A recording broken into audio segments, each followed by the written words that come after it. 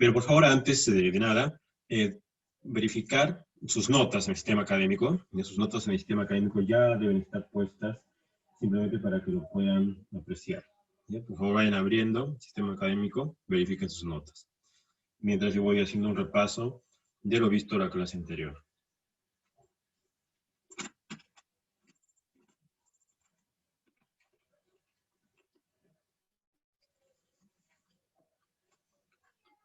Muy bien, en la clase anterior habíamos visto la hoja técnica de un transistor que se denomina MW7IC3825, que es el que están viendo aquí. Este transistor es un circuito integrado, y básicamente el que estamos viendo en la parte inferior. Este de acá, que es muy parecido a este que está aquí abajo.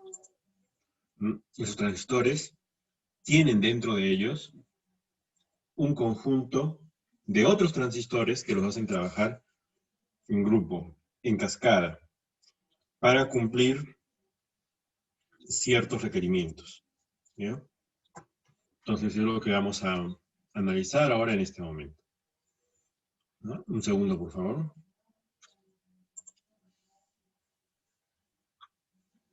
Muy bien.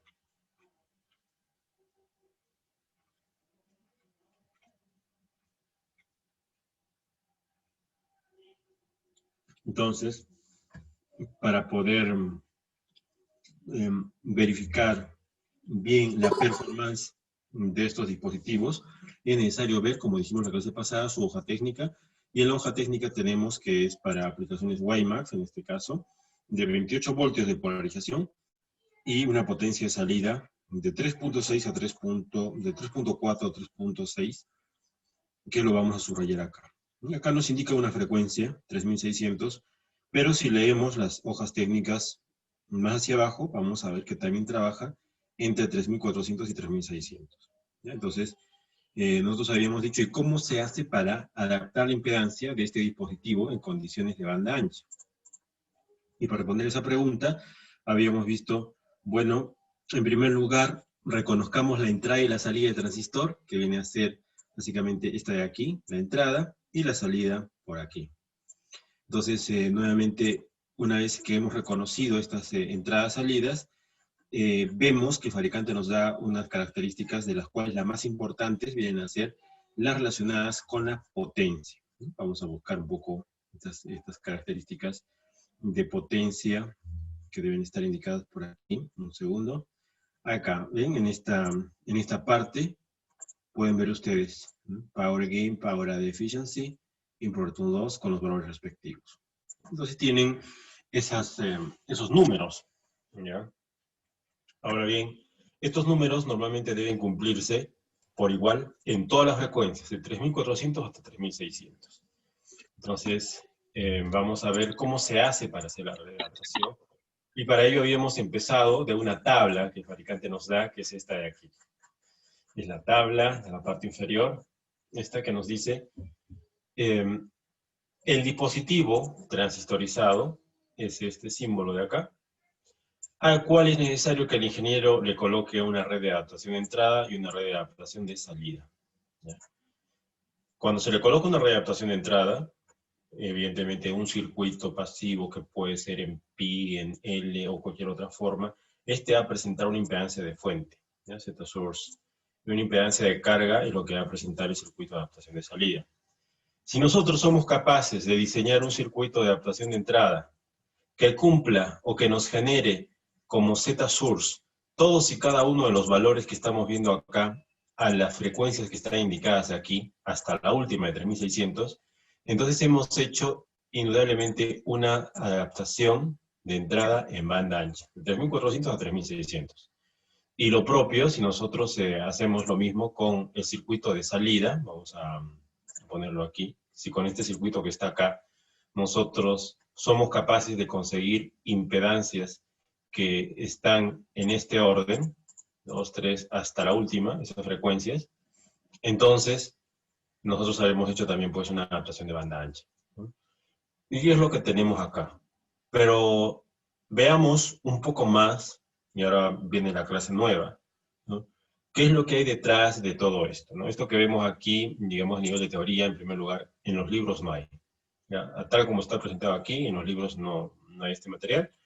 Sin embargo, a Dios gracias he tenido oportunidad de trabajar en una empresa trabajando, haciendo, diseñando, implementando este tipo de circuitos, y por ese motivo que les voy a mostrar estas imágenes de aquí. Vamos a empezar desde el principio a través del diseño e implementación de amplificadores de tecnología LDMOS. Un segundo, por favor. Quiero verificar simplemente el aula virtual. Quiero ingresar al aula virtual, mejor dicho, a nuestro grupo, para ver que esté el archivo correcto grabado con este tema. Yo necesito saber de que ustedes van a tener este archivo o una copia también de esta presentación en su aula virtual. Entonces lo que voy a hacer, estoy entrando, bueno, vamos a compartir pantalla para que ustedes también puedan ver, ¿no?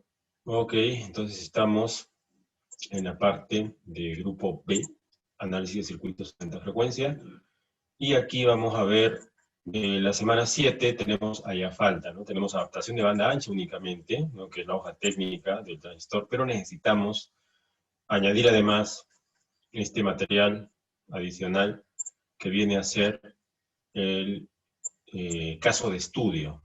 Yo les quiero enseñar los equipos que hay para hacer esta adaptación de banda ancha. Entonces, simplemente voy a colocar sistemas de medida en banda ancha.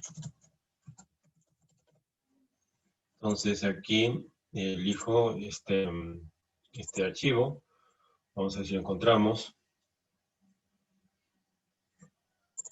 Y sobre todo vamos a ver si lo sube con la rapidez adecuada. Vamos a ver. Vamos por aquí. Análisis. Yo sé que está en el A. En el B también debe estar, pero quiero empezar revisando aquí en el A. Sistemas de banco de medida. Microondas. No estoy seguro si es este. No, este de aquí. Este de aquí. ¿Ya? Adaptación. Perfecto. Entonces, este es el archivo que yo subo, ¿no? Que está convertido ya a PDF, y ustedes lo van a tener, lo van a poder acceder a él desde sus casas. Mientras va cargando, porque va a tomar un poco de tiempo, es un poco pesado el archivo, vamos a revisar un poco las características de este caso de estudio. ¿Ya? Entonces, el caso de estudio es uno de los primeros proyectos que me tocó hacer apenas ingresé a trabajar, que era diseñar un amplificador de potencia, tecnología LDMOS para redes WiMAX. Y justamente es uno que trabaja en la banda de 3.5 GHz como frecuencia central y utiliza una tecnología que no es silicio, no es germanio, sino que se denomina LDMOS. Ya cuando uno quiere saber qué significa LDMOS, pues inmediatamente uno se acuerda del CMOS, ¿no? Y bueno, uno dice, ¿y qué es LDMOS? Nos han enseñado TTL, CMOS, y ahora vamos a ver qué significa LDMOS. ¿Ya? Es un tipo de MOSFET, ¿ya? Plano de doble difusión, pero la traducción más exacta nos va a venir aquí. LDMOS stands for, ok, stand for. What does LDMOS stand for? Stand for significa, ¿qué significa esa abreviatura? ¿Ya? Significa Laterally Diffused Metal Oxide Semiconductor. O sea, es un MOS, pero que tiene una difusión lateral. ¿Ya? Entonces, la mejor información siempre viene en inglés, ¿no? Y nos dice que es un MOSFET, bueno, todos ya saben lo que es un MOSFET, ¿no? Que tiene doble difusión, que se utiliza en amplificadores de microondas y amplificadores de potencia, entre otras cosas. Entonces, esa tecnología, bueno, es la que se ha utilizado aquí, es un transistor de esa tecnología, en 3.5 para WiMAX. Entonces, ¿qué es lo que hay que ver acá adentro? Voy a ver si ya terminó de cargar un segundo. El archivo sigue cargando todavía, parece que hay un problema de ancho de banda, pero bueno, esperaremos que termine. Entonces, veamos aquí qué es lo que hay adentro, ¿no? Nosotros hemos visto de la hoja técnica de que este dispositivo es así, ¿no es cierto? Tiene ahí su encapsulado, ¿no? y este tipo de formación, es un chip. Entonces, ¿qué hay dentro del chip? Si lo destapamos de forma esquemática, vamos a encontrar todo esto. de lo cual lo más importante es la parte del centro, porque la parte del centro es el die en sí mismo, y die viene a ser el transistor, ¿ya? Puro. Y como ven aquí es en tecnología el DMOS, ¿ya? Aquí también tiene otro die. Son dos dies porque, dos grupos de dies, ¿por qué? Porque es un amplificador, como hemos visto en la hoja técnica, de dos etapas. Una se llama driver y otra se llama output stage, etapa de salida. Pero además vemos de que hay otros rectángulos cafés aquí que tienen una denominación que es pre-match cap. Significa, pre-match es pre-matching y significa preadaptación y cap significa capacitarse. Entonces hay una capacitancia aquí, hay otra capacitancia por acá, como pueden ver, y de cada una de ellas salen estas líneas amarillas. Hay unas líneas amarillas que salen de la parte superior del condensador y van a la parte metálica que está rotulada como gate, o sea, con puerta. Y esos son unos hilos bastante finos, wires, que conectan el capacitor con la compuerta. Y estos hilos se comportan como bobinas. Y si quieren ustedes todo este conjunto, que lo voy a colocar con otro color, todo este conjunto que estamos viendo acá, ¿no? Capacitor, juntamente con esos hilos amarillos, es un circuito LC, es un circuito LC. Bobina condensador en forma de L, topología en L, que está unido con otros hilos al die, ¿no? Porque aquí hay otros hilos amarillos que lo unen al die, ¿no? Entonces, significa de que ese transistor está conectado a todo este esquema de aquí con un único objetivo, que es su preadaptación. O sea, el fabricante nos lo ha preadaptado. La readaptación él la ha hecho dentro del chip. Pero ojo, dice preadaptación, o sea que no está por completa. Es una red punto de partida, una primera aproximación, una ayuda que nos da el fabricante para que nosotros luego hagamos una red de adaptación externa con nuestros componentes o con nuestra línea de transmisión quemadas, ¿no? Para poder completar la perfecta adaptación del circuito. Eso mismo que he explicado aparece en la parte superior conectada al drain, ¿no? En drain aparece en el capacitor, también con su condensador en la parte central y unos hilos que son unas inductancias. Entonces, todo eso es lo que hay dentro de ese circuito que se denomina RFIC, Circuito Integrado de Radiofrecuencia. Entonces, seguimos con la explicación y nos dice de que, bueno, en este caso, pues la empresa que en ese entonces se denominaba Freescale y que ahora se denomina NXP, ¿ya? NXP es la que producía una línea de transistores, en este caso, cuyo código son 38010, 38040, etcétera, con diferentes niveles de potencia. ¿Ya? Vamos a ver si ya terminó de hacer la carga. Ok, ya terminó de hacer la carga, le doy guardar cambios, entonces ahora estamos seguros que ustedes tienen este material a su disposición.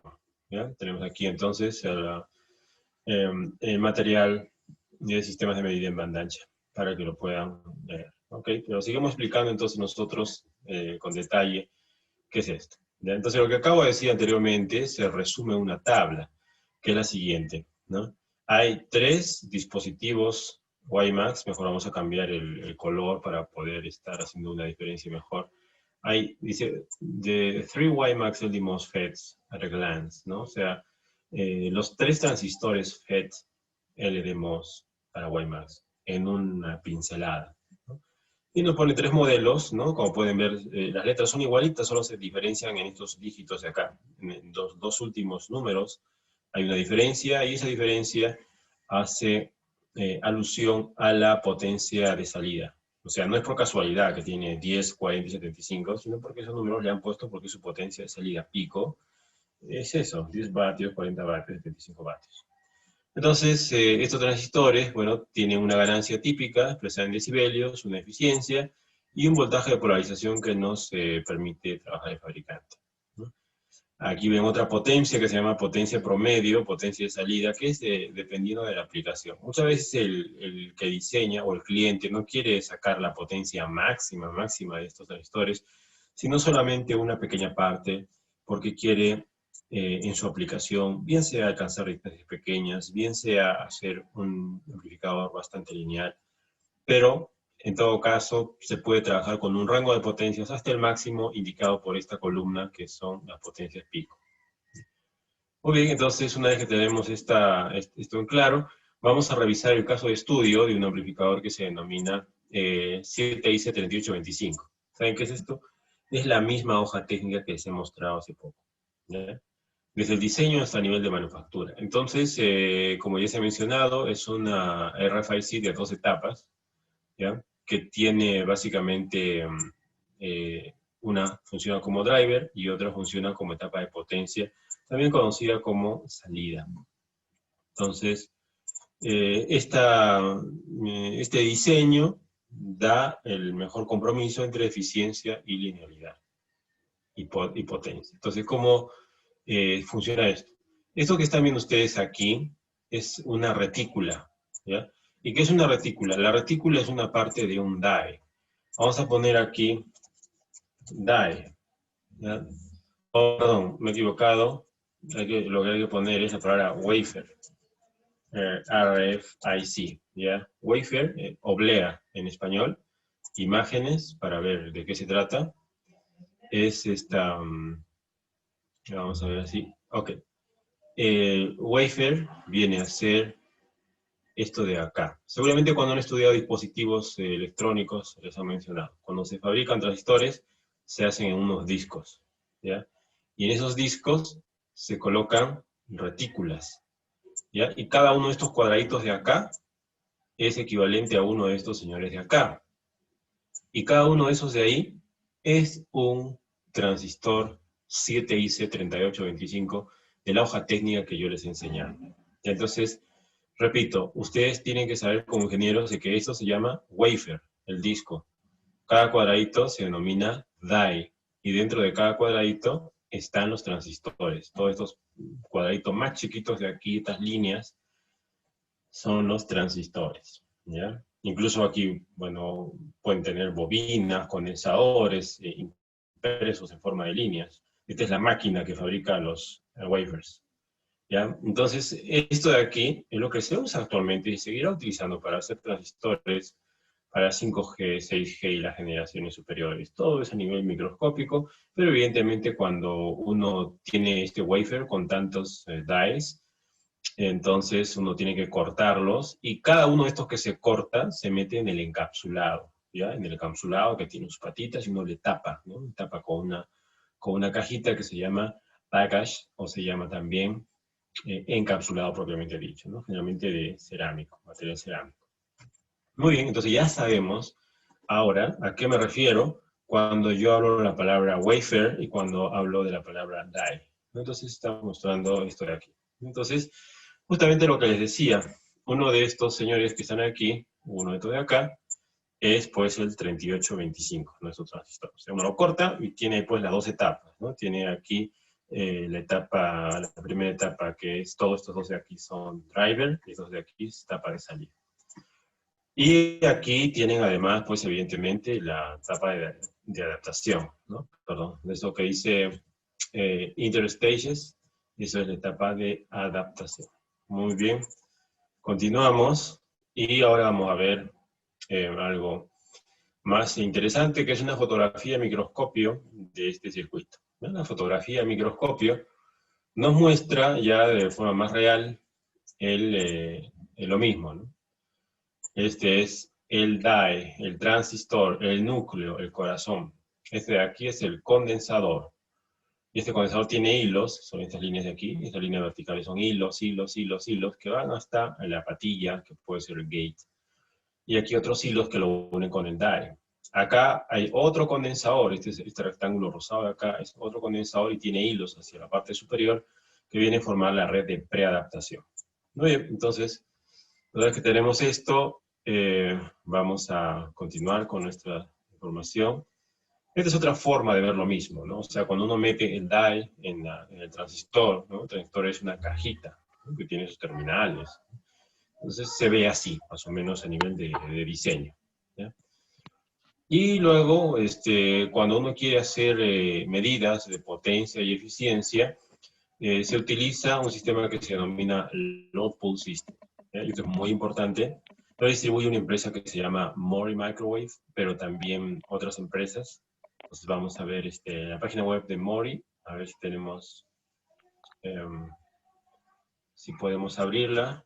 Es una empresa grande, transnacional, ¿no? Es Maury.com. Entonces, esta empresa se dedica a la fabricación de este sistema de medida de los pool, ¿no?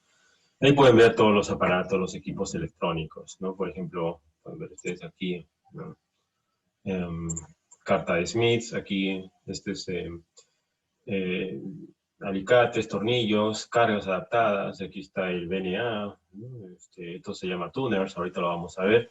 Entonces es esta empresa la que produce, pero como he dicho también hay otras que producen equipos también parecidos, ¿no? Entonces Keysight, por ejemplo. Pero bueno, vamos a continuar. Entonces, este sistema de medida que se llama load pool, ¿en qué consiste? Consiste en lo siguiente. Es un aparatito, o un conjunto de aparatos, en realidad, que lo que hacen es enviar un voltaje entre drain y source, el transistor, que tiene una forma pulsada. O sea, si ustedes lo ven con respecto al tiempo, el voltaje que le envían al transistor no es una sinusoidal, sino es un tren de pulsos, pero es muy especial. ¿Saben por qué? Porque este tren de pulsos, que estamos dibujándolo así, tiene, ojo, el dibujo en esta escala, tiene un ancho de pulso, un pulse width de 0.2 microsegundos. Y tiene un periodo, o sea, un periodo de inicio de otro pulso mucho más grande, que es un milisegundo. Si ustedes se pueden comparar, esto de aquí es como comparar un kilómetro con un metro, ¿no? Hay mucha diferencia. Es como que ustedes le mandan acá un metro y de aquí a acá hasta otro pulso hay un kilómetro. Entonces, ¿para qué se hace esto? ¿No? Para poder leer la información aquí encima de los pulsos y ver cómo reacciona el transistor frente a este tipo de señal de entrada que se aplica entre drain y source, ¿no? Es un poco para ver las propiedades del transistor, para caracterizarlo. ¿Ya? Pasamos. Pero, además de este sistema de medida, el load pool permite hacer otro tipo de actividades como las siguientes. Entonces, les presento el equipo que se utiliza en las industrias hoy día, ¿no? en general, para hacer adaptación banda ancha en amplificadores de potencia, ¿ya? De microondas. Y es esto, se llama load pool. Esto es motivo de examen. Pregunta, ¿qué es un sistema de load pool? Respuesta, es un conjunto de equipos que permiten medir las propiedades de un transistor de la siguiente manera. En el lado derecho se dispone de un equipo que se llama impedance tuner, conectado a una carga de 50 ohms. El impedance tuner se comporta como una impedancia variable. Ustedes acordarán el potenciómetro. El potenciómetro permite variar solamente las resistencias. Pero si queremos variar no solo resistencia, sino también la reactancia, o sea, la impedancia, o sea, el número complejo, tenemos que comprar un aparato que se llama impedance tuner. De manera que somos capaces de generar cualquier impedancia, desde el cortocircuito hasta el circuito abierto, más o menos infinito, capacitiva e inductiva, con parte real e imaginaria, utilizando este equipo. Y este equipo es controlado por una computadora. Y lo propio se hace en la parte de la entrada. Se conecta a un otro impedance tuner que hace lo mismo, solamente que este va a recibir una señal que va a entrar hacia él, que es la señal de entrada. Vale decir, si uno quiere caracterizar el transistor, uno aquí le inyecta la señal de AC, ¿no? La señal de microondas, 3.5 GHz por hora, por ejemplo. Ingresa por acá. Este amplificador, ojo, este no es el transistor que vamos a medir. Lo que vamos a medir es este de acá, este señor. El transistor que vamos a medir está en el centro. Pero este amplificador que están viendo en la parte inferior es una especie de preamplificación, porque esta señal de aquí, generalmente cuando sale el generador de RF, es de muy baja intensidad y necesita ser amplificada, porque si no, el transistor simplemente no lo detectaría. Entonces, para eso coloque este driver que pasa por este impedance tuner y pasa sobre todo por lo que se conoce como coupler. Vamos a explicar ahorita un poco qué es este tema de coupler, ¿ya? El coupler o acoplador es un dispositivo de microondas que nos permite dos cosas básicamente. La primera es dejar pasar la señal en este sentido para alimentar al transistor, pero a su vez nos permite extraer la señal reflejada, producto del transistor, y extraer la señal de entrada que estoy inyectando al transistor. O sea, El coupler me permite enviar al VNA, que es el Network Analyzer, la señal de entrada que estoy aplicando y además lo que se refleja en el gate. Y como pueden ver, hay un acoplador también en la parte de la derecha que hace lo mismo. En este caso, hace que la señal amplificada del transistor salga y pase a través del túnel de salida, pero además le da posibilidad de que la señal que estamos enviando hacia la carga, la miramos acá, y aquella señal que se refleja de la carga, también la miramos por acá. Con todo este grupo de señales que estamos viendo aquí, con todas estas 4 magnitudes, y otras más que se pueden medir, somos capaces nosotros de determinar todo lo del transistor. Parámetros S, potencia, eficiencia, ganancia, linealidad, y sobre todo, somos capaces de determinar cuál es la impedancia que le estamos metiendo en este túnel y cuál es la impedancia de este túnel. Ahora bien, uno se preguntará cómo se hace esta medida. El profesor nos ha dicho que este túnel de la derecha varía la impedancia, este también varía la impedancia de entrada, pero ¿qué tiene que ver eso con la diapositiva anterior? Bueno, se los explico. Esa impedancia que vemos mirando hacia la izquierda en el túnel de entrada es el famoso set source de la hoja técnica. Y la impedancia que vemos mirando hacia el impedance tuner de la derecha se llama set load de la hoja técnica. Entonces ahora todo tiene sentido. El set source y set load de la hoja técnica que les he mostrado sale de acá, de esta figura, así se mide. Pero uno dice, ¿pero cómo? ¿Cuál es el criterio que se utiliza para sacar ese set source y set load y mandarlo a la tabla? Entonces la respuesta es la siguiente. Esto es como una medida en la que yo tomo diferentes valores de impedancia de entrada, diferentes valores, y cada uno de estos valores de impedancia de entrada los voy a aplicar al circuito para un valor específico de impedancia de carga. Una vez que he terminado de probar a todos los valores del impedance tuner de la izquierda con un valor específico de impedancia de carga, pues yo ya he medido todas las propiedades, potencia, eficiencia, ganancia y linealidad del transistor. Y repito el experimento, pero ya no para el mismo valor de impedancia de carga, sino para otro valor de impedancia de carga. Igual, nuevamente, lo que quiero decir es de que todos estos valores, cambiamos de color de aquí, todos estos valores de aquí de impedancia, los voy a testear contra el nuevo valor de impedancia de carga. Termino ese experimento y otra vez asigno un nuevo valor de impedancia, perdón, con otro color, asigno un nuevo valor de impedancia de carga y nuevamente hago la prueba. Con cada uno de los valores de impedancia de entrada, vuelvo a medir el circuito, ¿no? Pero esta vez para este valor. Entonces, hago una prueba todos contra todos. Todos los posibles valores que pueda tener el túnel de la izquierda con todos los valores posibles que pueda tener el túnel de la derecha. Y de esos, para cada una de esas medidas, se anota, pues, en una base de datos, los parámetros eléctricos del transistor. Adaptación, potencia, ganancia, eficiencia. Y se hace este test no solo a una frecuencia, a la central, sino todo lo que he hecho hay que repetirlo en todas las frecuencias desde 3400 hasta 3600 MHz.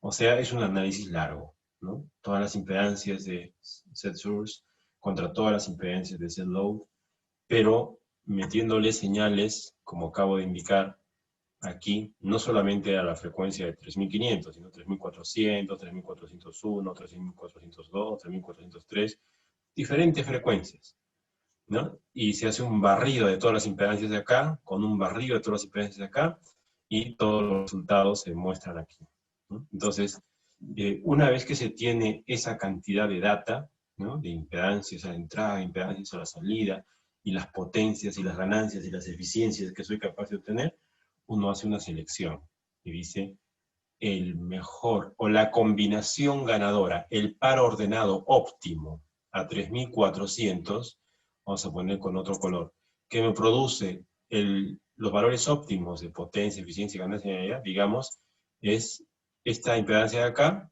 con esta impedancia de acá. Y esas dos impedancias, ¿saben qué pasa?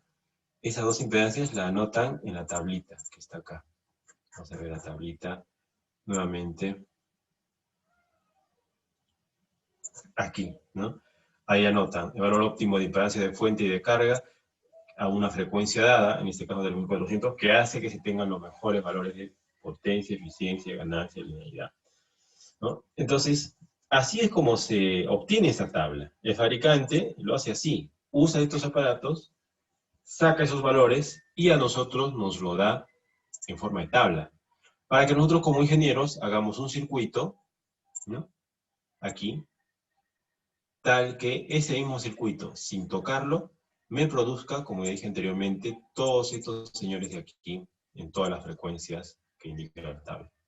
Y lo propio, un circuito de salida que me produzca todos estos valores de aquí, hasta 3600. Entonces, bueno, hemos visto anteriormente que el fabricante, en este caso, en esta hoja técnica, nos da una solución, una sugerencia. Usted lo puede armar así, lo puede armar así, si lo arma así con este sustrato, les va a quedar este circuito impreso, y este circuito impreso con el sustrato les va a funcionar bien. O sea, esta sería como una especie de demo board, ¿ya? Ahora, quisiera saber si hay alguna pregunta hasta aquí, por favor, antes de continuar.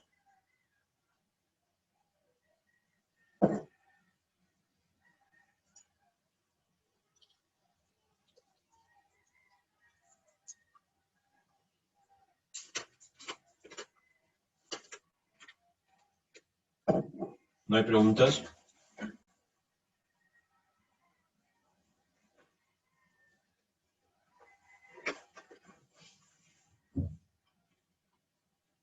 Puede tomar su micrófono cualquiera, por si acaso.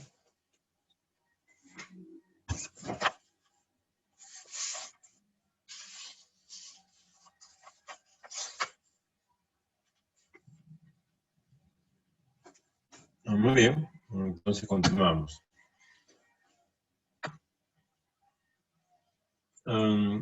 Esto en la realidad, ¿cómo es? Es así. Esta foto de acá es importante porque este sistema es el sistema de medida load pool. Entonces aquí nosotros podemos ver los diferentes elementos y voy a decir cuáles son, ¿no?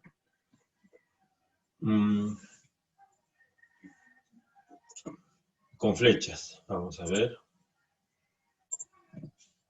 El elemento que se mide, el transistor, bueno, vamos a poner mejor estas flechas naranjadas.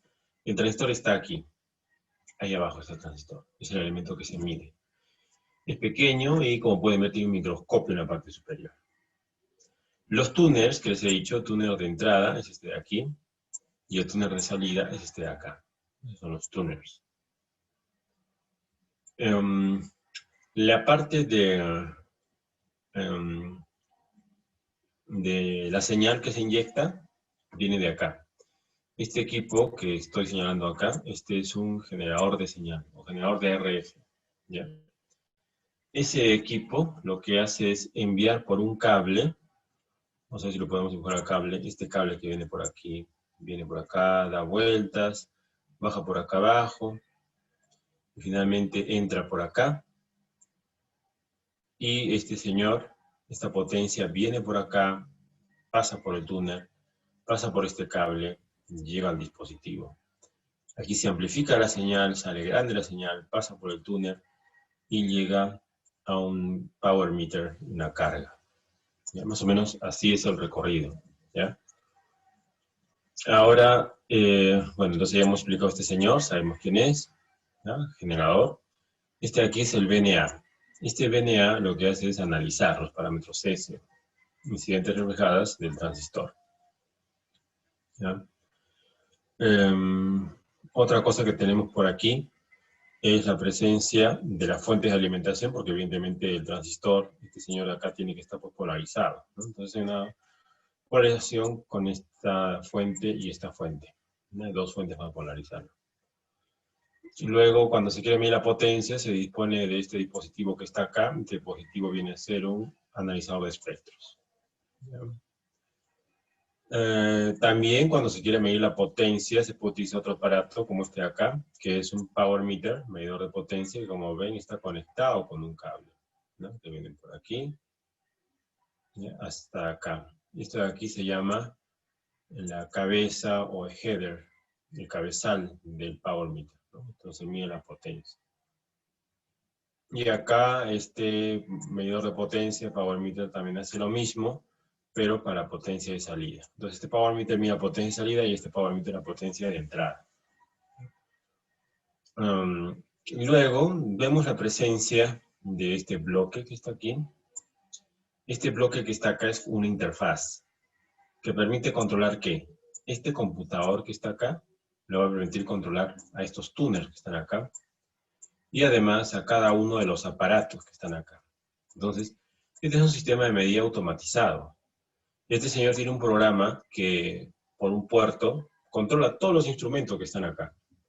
Y él es el que hace las medidas. O sea, hay que hacer un programa aquí tipo LabVIEW, donde uno dice, ingresa la frecuencia, 3400, ingresa la frecuencia final, 3600, ingresa el paso, digamos, 100 MHz. Ok, ingresa los valores de tu impedancia de fuente que quieres probar con. La ingresas. Ingresa valores de impedancia de carga con los que quieres analizar, ingresas. Y se le da ejecutar. Y esta medida puede tomar un día, 2 días, ¿no? Se lo deja solo y empieza a hacer todas las medidas del aparato. Y todos los resultados se almacenan aquí en una base de datos, ¿no? En un archivo. Entonces de ahí se puede procesar, analizar y elegir los mejores resultados de impedancia. Muy bien, entonces una vez que se tiene esto, vamos a borrar todo lo que tenemos acá, ¿no? Y ya pues se ha mostrado un poco con detalle cómo funciona este sistema mediano. ¿Alguna consulta hasta aquí, por favor?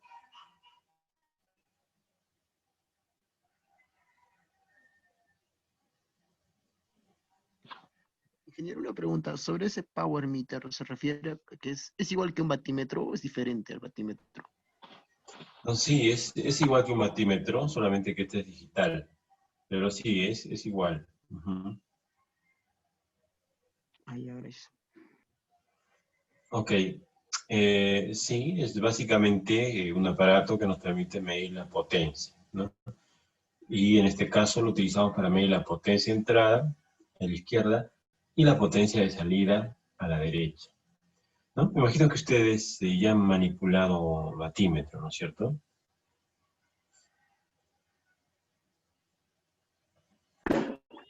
No, ingeniero, no hemos usado batímetro todavía, porque están malogrados los equipos electrónicos del laboratorio. Oh, y ya, uh-huh. No se preocupen. He oído, sí, pues, de que están valorados los equipos laboratorios. Sin embargo, el manejo, la manipulación es realmente sencillo, una calibración bien corta y es simplemente conectar un cable con eh, el cabezal para poder medir la potencia. Igual es un sensor resistivo, tipo resistivo, que transforma la RF en calor, ¿no? Y eso es lo que se mide básicamente. ¿Ya? Muy bien, entonces vamos a continuar. Ahora creo que tenemos un par de preguntas en chat. Vamos a ver si podemos visualizarlas. Ingeniero, una consulta. El batímetro, o sea, para medir con el batímetro, ¿lo medimos como un voltímetro, o sea, en paralelo o como un amperímetro en serie? Ah, ya. Tiene que ser como un amperímetro, ¿ya? Pero te voy a explicar un poquito más con imágenes, ¿ya? Porque la idea es de que la corriente tiene que pasar por una carga, ¿ya? Y esa carga va a calentar y eso que calienta es una potencia, ¿ya? Ok. A ver, vamos a responder a la pregunta de su compañero ahorita de forma gráfica, pero primero a unos comentarios del chat, ¿no? Sí, bueno, no se ha podido probablemente utilizar equipos en la universidad. Bueno, de hecho, pues hay algunos que están malogrados, otros que a lo mejor no se han previsto, pero lo que yo conozco es que hay un plan para comprar equipos y poderlos poner operativo a disposición de los alumnos en los laboratorios, ¿ya? Sin embargo, bueno, aprovechando la pregunta de su compañero, vamos a ver un poco en la internet para poder mostrar, si es posible, de forma gráfica, la operación de este batímetro. Bueno, por los colores y la capa es un Rohde-Schwarz, este batímetro.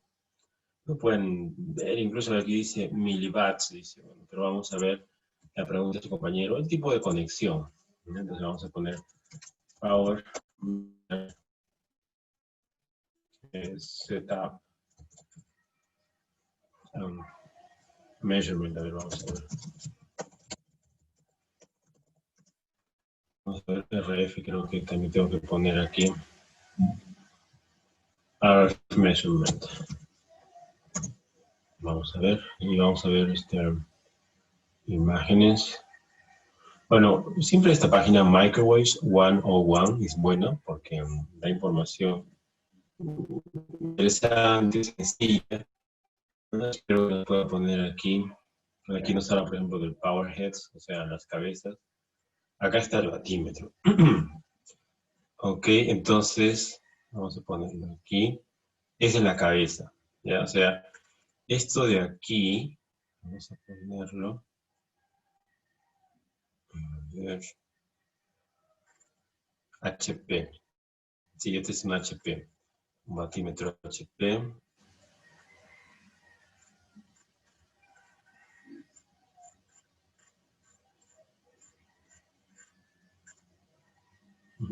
Aquí creo que tenemos una conexión.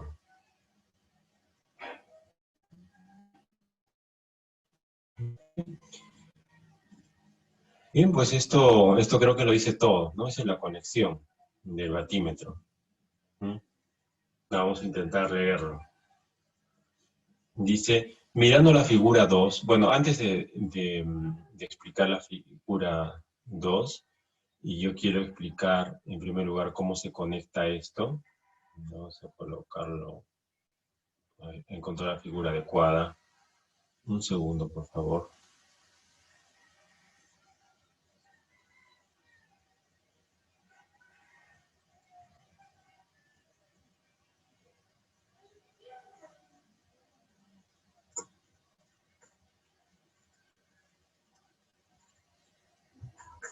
Bueno, vamos a ponerlo aquí. Yo creo que esta es la mejor. Ya. A ver, vamos a procurar que entre todo en la misma página. Ya. Ok. Vamos a unirlo con una línea. Ya. Aquí hay, como ustedes ven, una salida y aquí hay unas entradas. Entonces, esto de acá, a través de un cable, se conecta con este de acá. ¿Ya? Hay un cable que permite conectar este con este. ¿Ya? Y cuando uno hace esa conexión, uno ya tiene pues la cabeza del batímetro, pero por el otro lado también se puede hacer una conexión. ¿Ya? Hay una conexión que se hace y esa va al equipo. Entonces, este es el batímetro, esta es la cabeza del batímetro, de power heads, y por el otro extremo del power head se coloca al circuito que se quiere medir, ¿no? Acá está el circuito. Muy bien, entonces, ahora vamos a agrandar un poco más y vamos a ir, si podemos visualizar algo aquí. Bueno, estas cabezas, bueno, son los elementos resistivos que nos permiten medir las potencias, pero tienen un máximo, ¿no? Un límite. Uno puede medir cualquier potencia, siempre tiene una potencia máxima. Pero la forma de conectar viene a estar dada por esta figura. Vamos a verla aquí más abajo. Esta de acá. Este símbolo que están viendo ustedes aquí, vamos a ver, este símbolo de acá, este símbolo de aquí, viene a ser la cabeza, básicamente, la cabeza, ¿ya? O sea, el sensor. Este de aquí abajo es el batímetro. Entonces, como pueden ver, son en realidad pues dos cables que salen entre la cabeza al batímetro, dos cables que van a permitir transmitir la potencia que se está midiendo al batímetro, básicamente, ¿no? Entonces, aquí pueden ver el elemento principal, ¿no? Que es el que traduce esta potencia disipada, ¿no? En una señal eléctrica que la recibe el batímetro. Entonces aquí uno puede imaginar como que hay una resistencia, la cual va a convertir en calor esa RF que se está midiendo y lo va a reconocer el instrumento, ¿ya? Entonces básicamente viene a ser la potencia que se mide, aquí está, se disipa, y aquí tendríamos una potencia reflejada, ¿ya? Entonces eso básicamente viene a ser la forma de conectar el batímetro, ¿ya? Vamos a ver si tenemos otra información más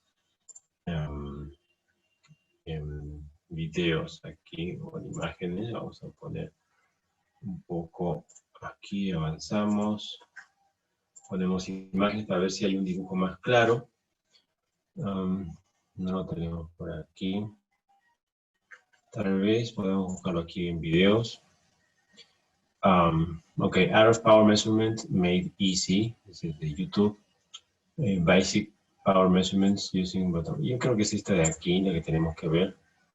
Vamos a revisarlo un segundo.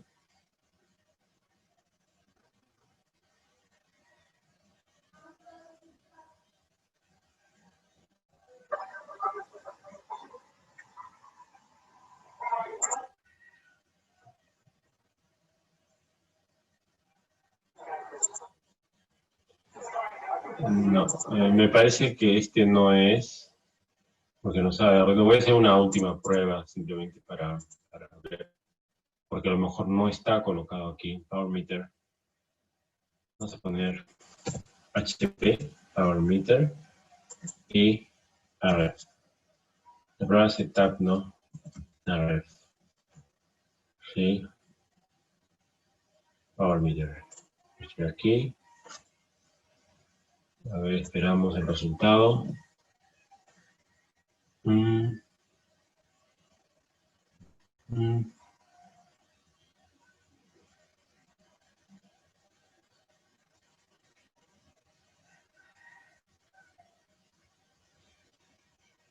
Estoy buscando unos que sean cortos, pero básicamente, bueno, vamos a tener que recortarlo un poquito, pero de hecho, este de aquí es, ¿ya? Este de aquí es el que buscamos. O incluso el de abajo, pero bueno. Tengo que poner pausa, dejar de compartir y volver a compartir, pero esta vez compartiéndose en computadora.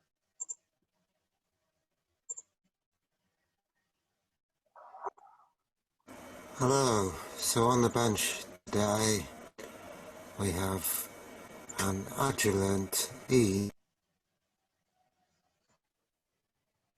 company, changed name over Yo the voy years, haciendo algunas traducciones, pero en las partes and importantes. the power sensor I got is here.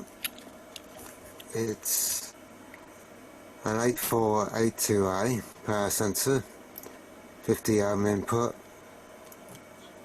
Ok, es de impedancia de 50 ohmios, entonces siempre va a ser una buena medida. Vamos a continuar. 200 Hasta milliwatts. 200 miliwatts máximo. So it's basically got Bueno, nos enseña un poco la forma de hacer la calibración. El ancho de banda tampoco no ayuda mucho. all the way up to 3 gigahertz, whereas they've got 93. Lo que pasa es que para 3 calibrar gigahertz. este power meter hay que introducir unos números que dependen de la frecuencia en la cual se va a medir. Esta es la tabla de calibración. 93%. Mine is 96% as far as I can tell on that.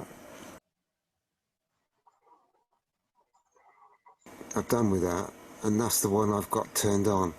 So all the measurements it takes will be in with reference to that. Entonces to that ahí está table. eligiendo So el header, o sea, el cabezal con el que va a trabajar este power meter, elegir el modelo. get out of that. And now what we've got here is the main screen for when you're doing measurements. And what I do like about this, it's got a digital display on top, a dual screen, and at the moment it's just reading the noise floor of the sensor. But you've also got Dice, an at the analog moment it's reading the screen noise down floor of there. the sensor. Significa que está leyendo el ruido de noise floor es el ruido de piso, pues, ¿no? El ruido del sensor sin conectarle nada todavía.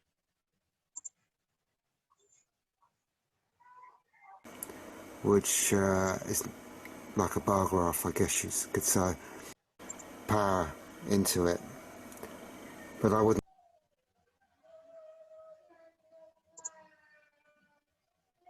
Bueno, esta es la parte de atrás del sensor, el power meter. Bueno, que nos dice la forma como hay que calibrarlo, básicamente. Y el máximo de potencia, 300 milivatios. Entonces, si se quiere medir potencia superior a 300 milivatios, hay que usar atenuadores. Bueno, el ancho de banda realmente no ayuda. Yo estoy intentando hacer lo mejor que se puede, pero creo que lo que voy a hacer es grabar este link para que la siguiente clase que tengamos les pueda explicar con más claridad. Porque de hecho, este es el instrumento el que se usa, ¿ya? Este es muy parecido al que está It termocupla. goes to 100 ohm resistors, which are capacitively coupled together on each end.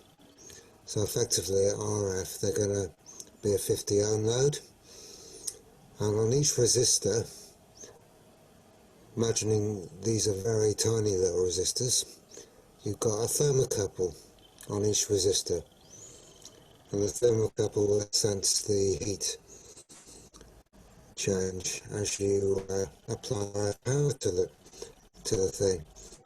Then the thermocouple connections Ok, go out on gold entonces wires. quiero que entendamos esto, por favor. Ya, vamos a hacerlo esquemático, ya, bien bonito.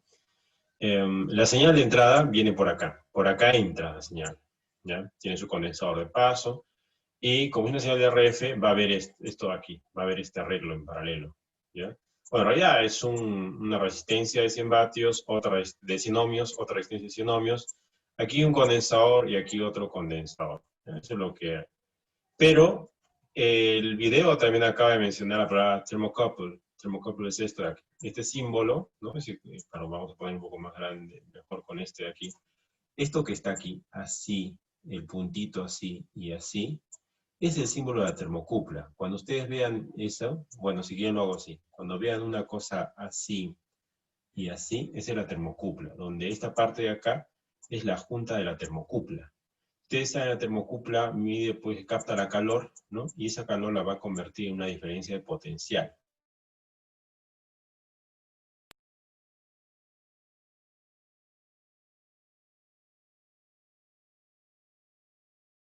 Mide ese calor de esa resistencia y lo manda, ustedes ya deben saber, esto es un amplificador operacional en configuración de modo diferencial, ¿no? Que se utiliza para hacer medidas de precisión, ¿no? Entonces, repito, esta es la parte interna de la cabeza, de head, ¿no? Entonces, cuando entra RF, pasa por resistencia, la resistencia calienta, la termocupla lo sensa, el voltaje que hay entre los dos terminales de la termocupla superior y los dos terminales de la termocupla inferior va a entrar a un amplificador diferencial, el cual va a darle la señal que necesita el power meter para displayarla en su display, pues, ¿no? Entonces, esa es un poquito la idea de la operación de este dispositivo, ¿no? Que vamos a ver si nos da información más interesante por aquí.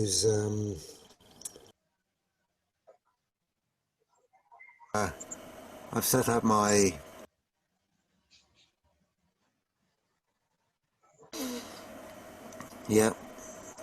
so I think that's pretty close anyway.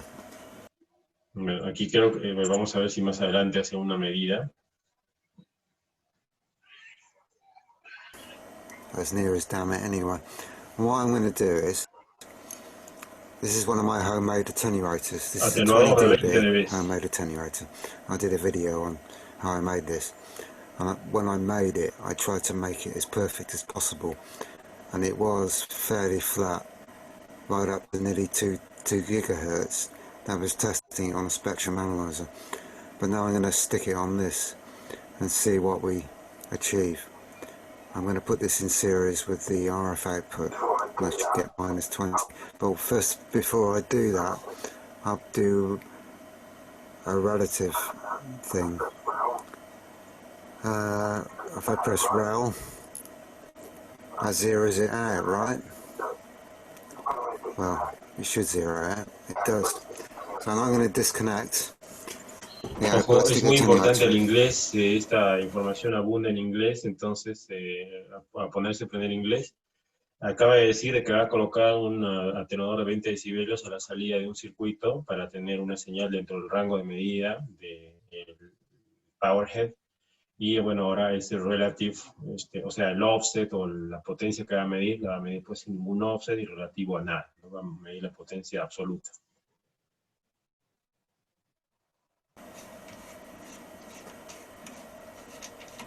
Ya, menos 35 es que está al aire, no ha conectado nada todavía. Ese es el ruido de suelo, el ruido de piso. Menos 20, ya ha medido algo. Eso es potencia. Fíjese el triangulito que está abajo. Ese está midiendo una potencia, menos 20. Okay, so that's a homemade 20 dB attenuator, as you can see. It's reading 19.93. Now, for a homemade attenuator at 1 gigahertz, I think that's pretty impressive myself. Dare I say it, having made it myself. Dice que este señor ha hecho su propio atenuador. Y lo ha calculado bien, le salió menos 20 dB, o sea, su atenuador está bien. Ojalá veamos el circuito, a ver cómo lo ha conectado. Finally, if I put it back out of rail mode, yep, that's what it's reading. That's the true reading in dBm again. So I think, okay, well I think this video has gone on far long enough, so I hope you got something out of it, and here is the meter in its final resting place, and I stuck a few, moved a few things around. Como un radioaficionado, no aficionado a microondas. Y bueno, aquí ven como que está conectado pues el power head al mismo instrumento. Lo que pasa es que parece que no tenía un circuito a la mano, un amplificador para medir.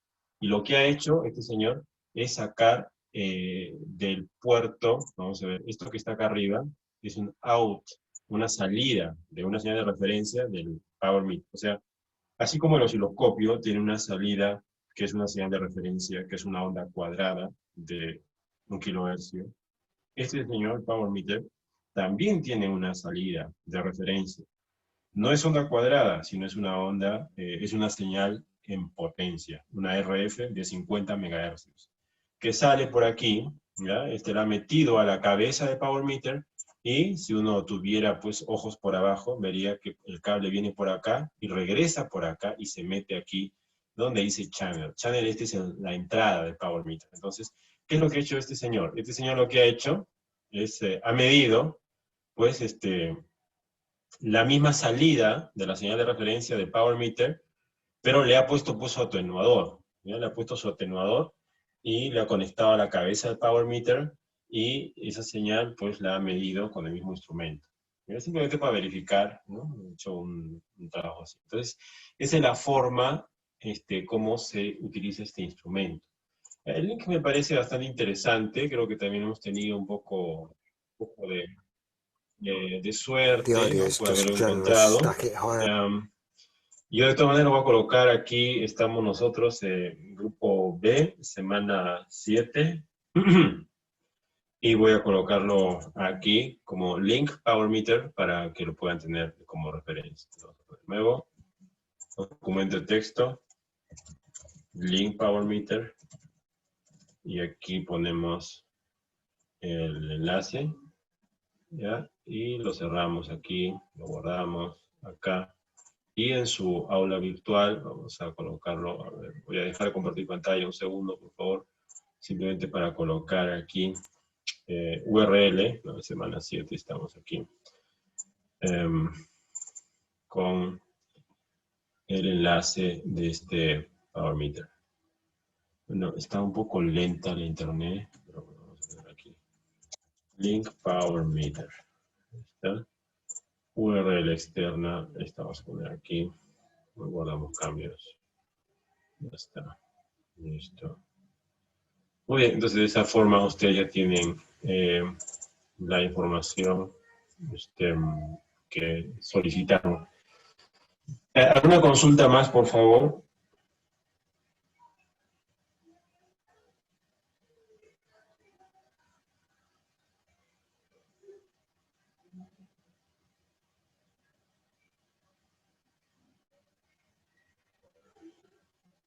¿No hay más?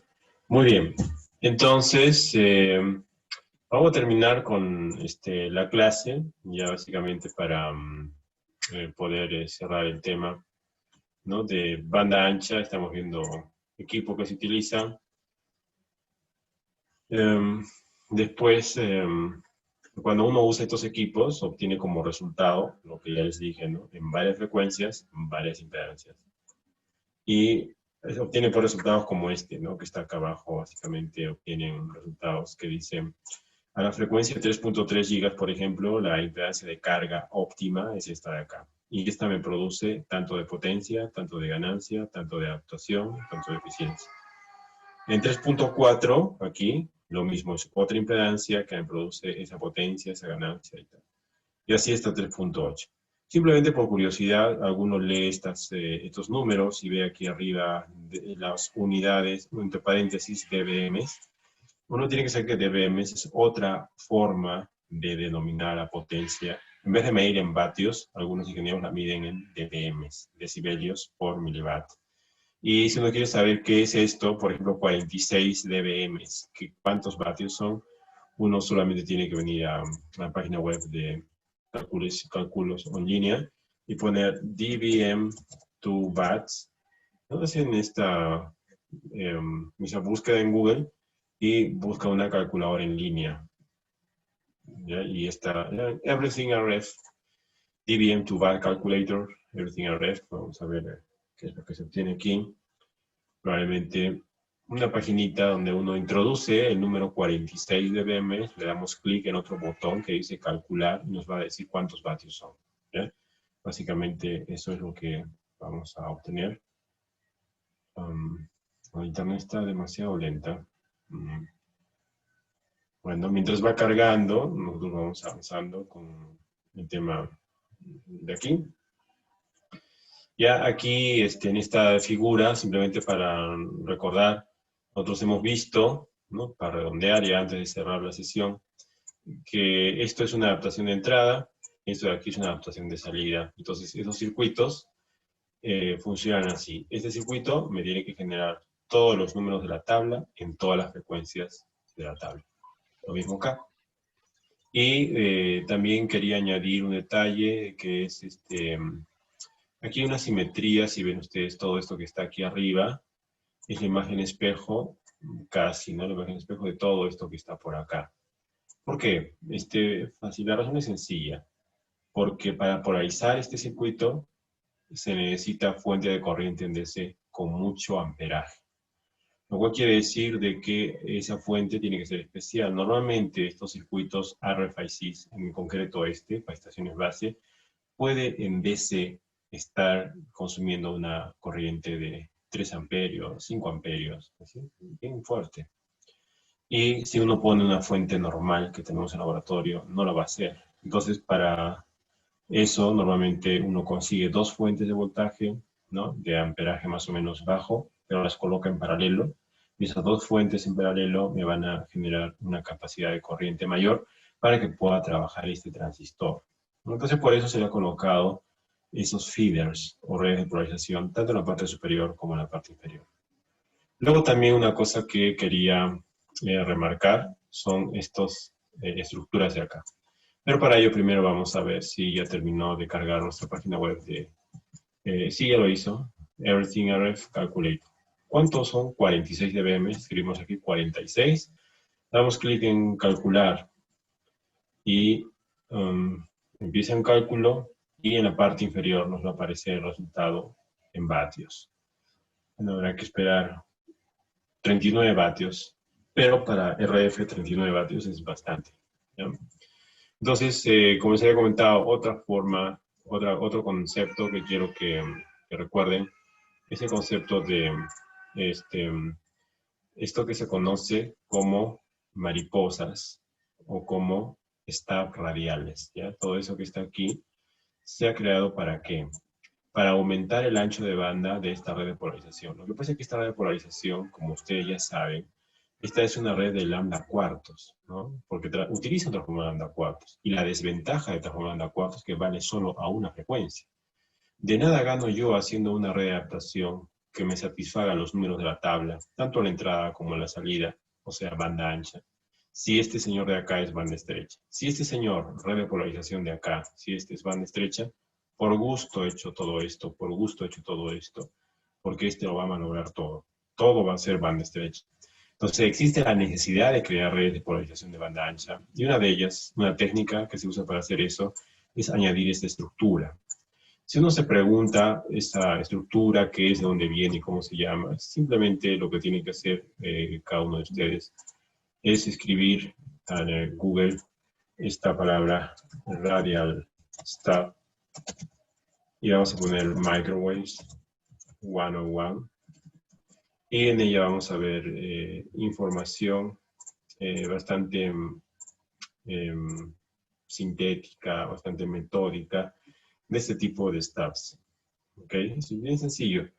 Básicamente es un sector circular que tiene unas dimensiones y un ángulo determinado. Oh, el ancho de banda es terrible.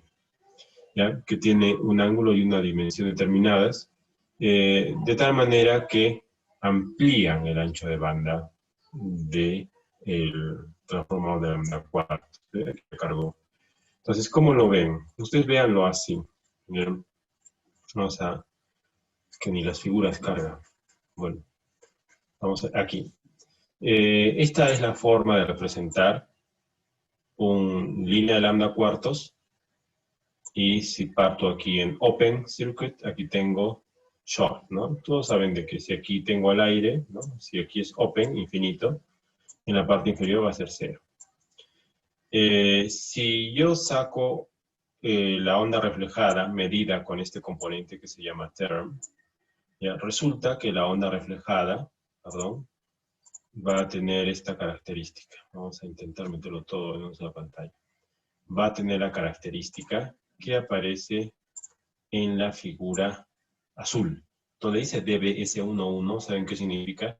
Significa coeficiente de reflexión en el puerto 1, o sea, aquí, term 1, dice. Entonces, su coeficiente de reflexión es la línea azul. Que vemos que es una cúpula, pero que tiene un ancho de banda estrecho. Ahora, si yo quiero hacer un circuito con el stab radial, que es esta figura que voy a señalar acá, con esta radial, igual, ¿no? Con las dimensiones apropiadas, y calculo cómo es su comportamiento en el puerto 3, ¿no? Que es ese term 3 que aparece ahí, me sale pues la línea roja. Y la línea roja, como pueden ver ustedes, es una línea que tiene mucho más ancho de banda que la línea azul. Lo cual quiere decir que va a ser una mejor red de polarización que la transformadora lambda cuartos convencional, ¿ya? Entonces esa viene a ser la razón por la que se utiliza el radial stab. Y como ya les he dicho, es necesario buscar pues ecuaciones de diseño que me digan cómo se calcula el radial stab. Entonces, pero sirve para aumentar ancho de banda, básicamente. Entonces, ese tema es la explicación ya, final, ¿no? Y aprovecho simplemente para decirles, antes de cerrar la clase, de que para la siguiente vamos a ver este modelo equivalente de transistor, o sea, cuando ustedes han estudiado modelo parámetros híbrido, modelo pi, dentro del transistor FET hay también su propio modelo, que yo les voy a enseñar luego, y también cómo se representa este modelo ya en un circuito impreso. ¿Ya? Muy bien, quisiera saber si hay alguna pregunta antes de cerrar sesión, por favor.